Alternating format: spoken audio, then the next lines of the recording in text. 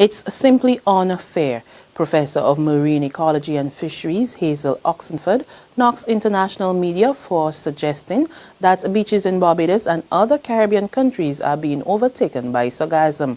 Oxenford, who's attached to the Center of Resource Management and Environment Studies at the University of the West Indies, says the issue is not new or exclusive to the region. In an interview with Barbados Today, she says the island should counter the negative publicity by simply turning the spotlight to the unaffected West Coast. We need to focus on all of the West Coast, for example, where much of our primary tourist plant is.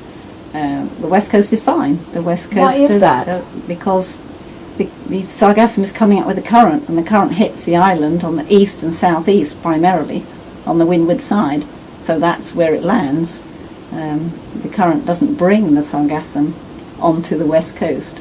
It brings it up past the southwest coast. It only lands on the southwest coast if the wind swings round, and it would only land on the west coast if we got a westerly wind, which we very rarely do.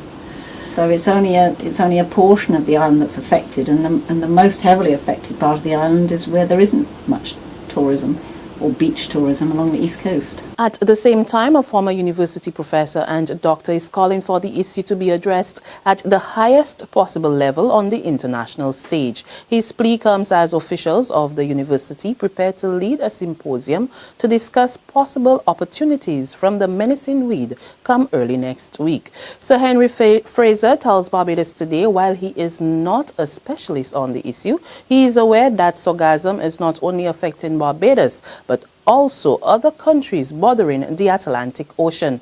He says it is therefore necessary that those countries with larger economies come together and tackle the issue. Certainly the USA, the wealthier countries along the South American coast, including Brazil, which is one of the big emerging economies, as everyone knows, these countries should be getting together with all of their scientists to see what's happening. It's almost certainly a result of the global warming. Sea temperatures, we know, have been quietly going up bit by bit, and with biological, botanical, with plant and even animal organisms, they are enormously sensitive to very delicate, very subtle changes in temperature.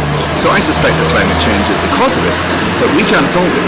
It needs international collaboration, and the OAS and others should be looking at this. Research is being done in places like Texas and other universities looking at the use of the weed, but more needs to be put into how we can control the actual proliferation of the weed, which is so excessive an epidemic at the moment.